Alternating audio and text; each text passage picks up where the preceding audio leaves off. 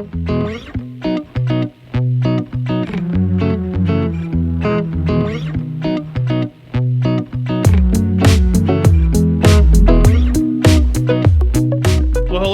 and welcome to Listening to Lancaster. My name is Jonathan Russell. I'm with the Hourglass, and it is my pleasure to be here today with Kevin Ressler from the United Way. Kevin, thanks so much for being with us. Thank you so much for the invitation. Coming back here again to chat with you all. I'm so excited. I think you're our first repeat on these Listening to Lancaster series. So excellent. That's great. And so the reason I'm asked Kevin to be with us today is to talk about Black History Month. And it's something that near to dear to Kevin's heart and a really important topic that we would love to cover today. So I'll start off with my first question here, and that is, what does Black History Month mean to you? Yeah, I think it's such an important thing to understand a little bit of the history, right? So it was, started by a Black historian and was just a week, and then the community just sort of picked it up. Schools started doing it, and then it became a month. We often joke, Black history. Of course, we give the shortest month to Black history, but the reality is somewhat, maybe even almost more sinister in that no, it wasn't our society saying we need to focus on this. It was the society, it wasn't our government or any of that type of society. It was individuals within society who brought it up, and then it grew. And so it's such an important thing, especially when we think about education. I went to public school education. I loved it. I think I had a really good education on the sort of fundamentals, but history in particular is told from a certain slant, right? We know that we have this classic phrase that, to the victor go the spoils, and so the stories as well. And as a result, we didn't necessarily learn history in its full truth. It doesn't mean that we were necessarily directly lied to, but omissions and in some cases there were retelling of stories that weren't necessarily true. That is so important that we understand the histories of all of the people groups in our communities, especially when it comes to Black history. So much of Black American history from a long-term narrative is stolen, right? People were brought over as property, which you can't actually own people, but people believed that they could and build an economic system around that. And they stole their language. They banned them from their religious practices. And, we don't talk about this part within Black history, but the indigenous community, similar type of narrative. And so as best as we can tell the stories of what we know, when so much of the historical had been stripped, we don't get to talk about ancient African dynasties in the way that we talk about Greece and Rome and England and all of those types of things. So it's just a really important opportunity for us to be aware that there's a whole bunch we don't know, and at least taking a time to pause and say, let's make sure we're focusing on this. We need to get to a world where you don't need things like Black History Month, because Black history is told fully and honestly and openly throughout the entire year. But we know that that's not true. And so it's such an important contribution to the growth and to the development of our society. And in that context, what is the United Way doing this month to celebrate Black history? Yeah, so we at the beginning of the pandemic launched our oneunitedlancaster.com site and have a lot of news and information. So one of the things that we're doing is we're trying to highlight a number of individuals in the community, and we're really trying to find a couple who are individuals who aren't necessarily known, right? We're not highlighting someone like me who's already too known, but trying to find some of those stories of people like Josh Hunter, Crispus Attucks, but also other individuals who are known and have been influential over the years, like Reverend Forbes, and making sure that we're trying to both unearth, but also tell full stories of individuals who have just made significant contributions to our community, and not just to our Black community, but to the community as a whole from their Black perspective. And that's one thing that we're trying to do. We're also, myself and some of my other staff are involved in a variety of conversations around diversity and equity across different organizations. And that's continuing work, not just focused on this month, but making sure that we ourselves also take a pause and say, okay, what's the local Lancaster contribution to this history? And what's been the reaction to all of that in your work in Lancaster County, and especially with the DEI work? Yeah, I think that the staff here has been really appreciative. We have, as most of our organizations historically, our staff is disproportionately white. In our 211 call center, we have almost all women of color, which is interesting. We also have a number of white women as well, but it's all women right now, and that's such an important contribution to what we do because it brings empathy into conversations, even if they're a phone call, and so that's an important part of the everyday work that we do that relates to individuals who are in challenging circumstances, whether they're a person of color or not. But we also know that the history of people of color, Black people, brown people, is not just one of struggle and destitute and poverty and those things. And so we are excited to be able to tell parts of that other side of the story. One thing you mentioned, the phrase DEI, one thing that's been on my mind a lot, Jonathan, is the reality that a lot of our initiatives, especially after George Floyd was murdered by Derek Chauvin out there, and is okay. How does this come home? And as we've looked at that, the initial response, really nationwide, but also here, has been we need to get anti-racism training into our staff and make sure that people are more adept at understanding and speaking and communicating with one another. My concern, though, has been, I often say that if you've dug yourself into a hole with a shovel, your way out is not a different shovel. And so part of the reason that we are where we are in our society is the disproportionate investment in white communities as opposed to all communities, right? And historically, that would be white landowning men and then white men, and then when we look at the vote, white women, and then eventually everybody else. And so if our reason for being in this challenging environment around racial strife and communication and lack of integration, all that type of stuff, is because we've overinvested in white folks, then our only solution cannot be, oh, let's do an anti-racism training for white folks or white industries, right?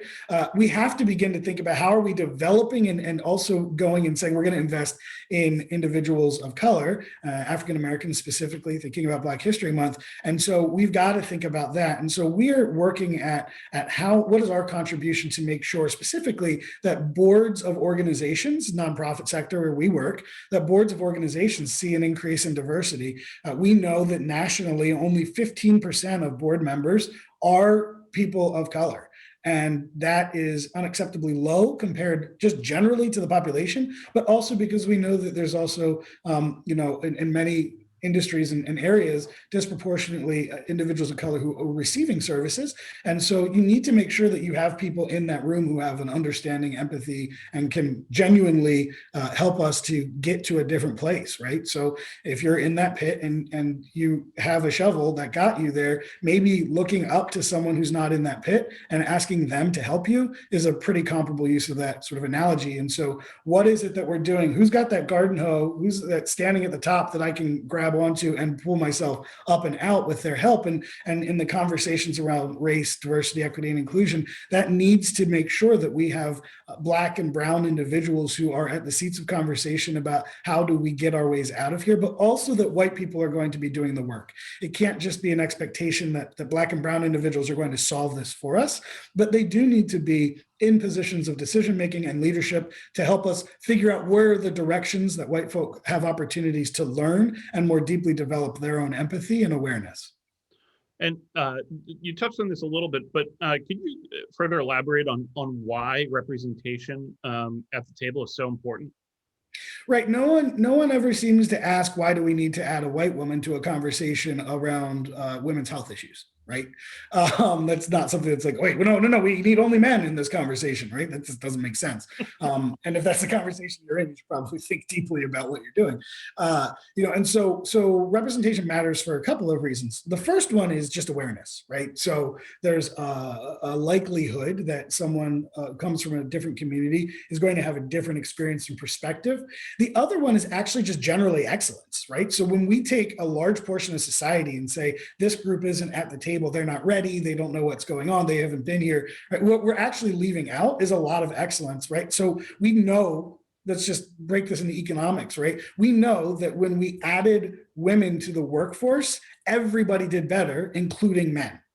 It's not a zero-sum game. And so what you end up doing is being able to increase your ability to be an effective and excellent organization, which increases, whether it's business or otherwise, the products that you're able to produce and have, and also increases the ability of individuals to be participatory in that system. So yeah, representation matters, but so too does actually the quality of work and the effectiveness of your organizations, your movements, your faith communities when you diversify the people who are at that table. I used to, when I would join a board, I would pull up a chair empty beside me in my first board meeting, and invariably people would ask what I was doing, and I would say, "Oh, well, you added me, and I'm sure you added me for both my unique distinctiveness, but also my perspective. And I just want to remind myself and us that there's probably somebody else who's not at this table. So we need to constantly be thinking conscientiously, who's not at this table? Whose voice am I not hearing?" And the other thing is not expecting then that one person you bring in to be able to speak for all communities, right? I grew up as a Black man in America, but with a unique set. I went to a suburban school in Conestoga Valley, right? So to put me in the room and then presume I can speak for every Black or non-white individual is both foolhardy, but also ineffective, and it's unfair to me. And so we need to make sure that we get more perspectives in the room. Nobody would ever think it reasonable for me to go into a boardroom meeting and say to a white person, "So tell me what the white people think about this." But effectively, that is often what happens when we add someone for diversity alone, as opposed to recognizing their unique excellence. And when we do recognize their unique excellence and we bring them in, they're speaking for a part of a community, but they're not speaking for all of those people. So it can't just be a solution of add one, check the box, you're done. Yes, exactly. Tokenism. Yeah. It doesn't work. Yeah. So some of the work that you've done at the United Way, you've sent out an SOS to Lancaster County, so that I'm talking about the Share Our Stimulus program. How effective has that program been, and how can those listening either benefit from that program or donate to it? Yeah, so Project SOS was great. We were able to get some catalyst sponsors, Rogers Associates High, the County Foundation, M&T Bank, and we had advertising from Oak Tree Outdoor. And what was really exciting about that was we were able to launch this initiative, Project SOS, Share Our Stimulus, and go to the community and say, "Hey, some of you have received a stimulus check, and you've not lost a day of work, and you're doing fine financially, and you can share that, and we'll redistribute that stimulus dollars that you got into a family that has increased needs during this time because they've lost income during COVID or whatever." And they're small checks. They're $500 for families, but we've already we put up $40,000 of checks last week. We've seen people calling us in tears and emailing us and posting on social media how this has been massive. They've been able to fix a car payment or take someone to get a mental health appointment or whatever, those little gaps that don't exist within the system of supports that we have. Bridges for people waiting for unemployment that is taking weeks and weeks and weeks to get started, helping people make sure that they're able to be on top of some of those unexpected bills. So it's been amazing. It's been humbling. The community has now given us $49,000 to match. So we've gone beyond that sponsorship. And those sponsors, what's really great about those sponsors is the way that we were able to structure that is that covered the costs. Things like the stamps that we have to mail out, the checks, some of our staff dollars that are required for us to do this work. So anybody who gives for the first $250,000, anybody who gives, right, there's no admin fee. You give us $100, that goes $100 towards that $500 check. If you give by check, it's even better because there is that credit card processing fee, but those dollars are going directly to neighbors. And so the reason, we talked about DEI also, I want to highlight the importance of understanding that middle letter E, equity. You have to have diversity and inclusion in order to have equity. You don't actually have to have equity for diversity. You don't have to have inclusion for diversity. And the same is true for inclusion. You can have inclusion, right? You cannot have equity without both diversity and inclusion. And that means thinking both in race terms, but also more broadly, disabilities and other groups that are disenfranchised. And so what we were able to do is step back and look at the stimulus, not as individual checks to individual equally distributed based on income, right? Which is what the government did, and say, this is a resource going to our county. And we have the opportunity to redistribute it equitably. Someone who doesn't need it as much and someone who needs it more. And so this is a part of our equity initiative to be able to do something that can rebalance that and help support systems that aren't perfect and aren't solutions for everything. Excellent. Yeah, it's great work, and appreciate your sponsors and all the work that your folks have done for that. It's just fantastic stuff. Yeah, and I also want to mention that the need, right? So, okay, it's a great idea, but is there actually need? So we've raised just under $100,000 with sponsorships and also with community gifts.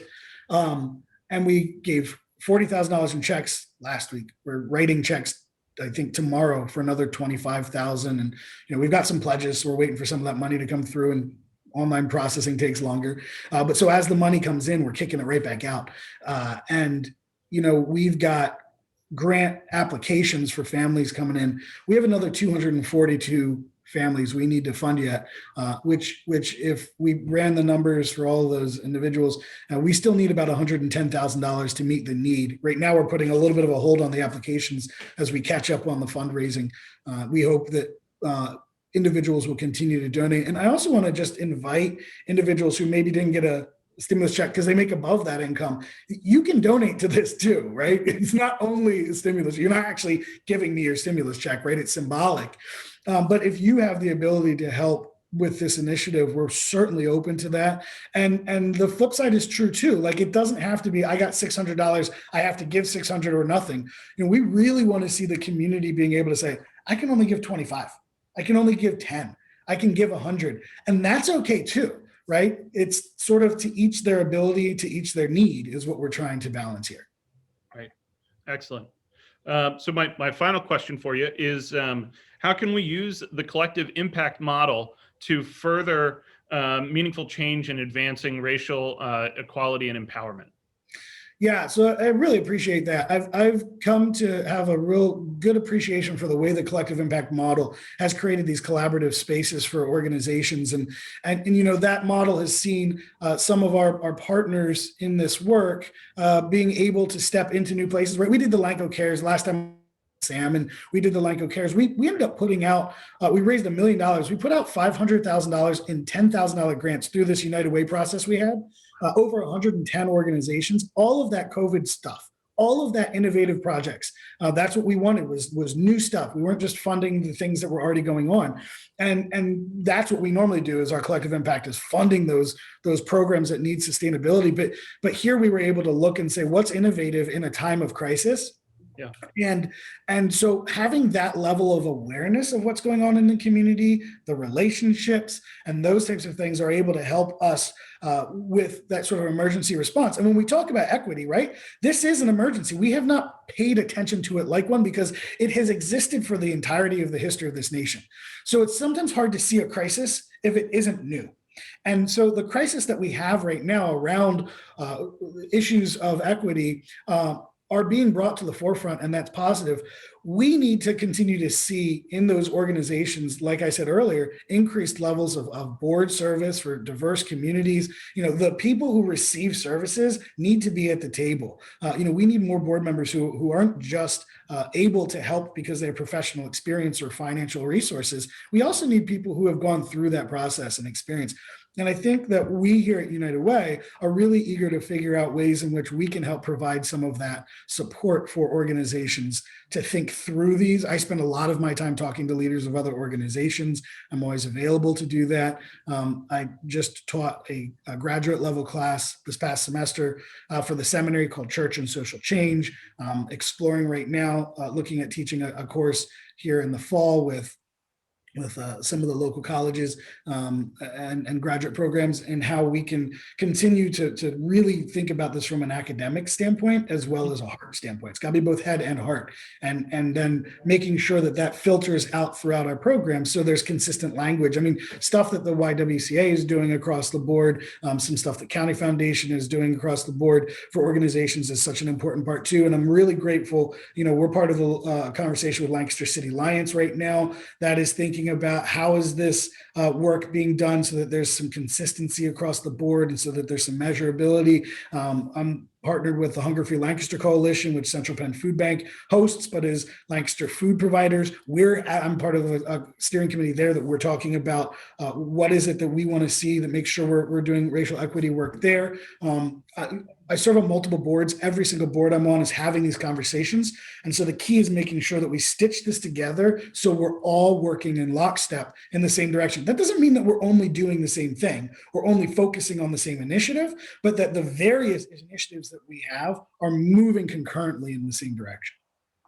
That's the power of the collective impact model. It's been so influential here in Lancaster County with how we've done stuff in the past, and just hats off to you and your team for the work you're doing. Kevin, we so appreciate you taking time to be with us today, and thanks so much. No, yeah, thanks. I mean, like you just said, it's not me, it's me and my team, but it's also the partners in the community that are willing to participate. And collaboration isn't easy, and there's things that need to be worked out here and there. But the lessons from something that happens over in the Pequot Valley area with the Together initiative teaches us something that maybe works over in Elizabethtown. So we're learning one together, and we're working at trying to be better about making sure we communicate those lessons. And it isn't really, I'm the tip of the spear, the top of the iceberg, whatever you want to call it. I often say I get more credit. I also get more blame, right? But that's leadership. But at the end of the day, I joined something that was already in progress. We're looking and saying what's working well, and let's keep doing that, do more of that. What isn't working as well, let's move from that. But that at the end of the day, it's a collective impact because it's collective, and it isn't about one individual or one entity. It's about all of us, and it's about us all making sure that we make sure that we got through that path, widen the path for the person coming behind you. Right, make sure that the forest is available to be traversed by everyone on this journey. Excellent. Yeah, thanks, Kevin. It's covered a lot here, and appreciate you taking time today. No problem. Have a good one. All right, thanks. And thanks so much for tuning in to Listening to Lancaster.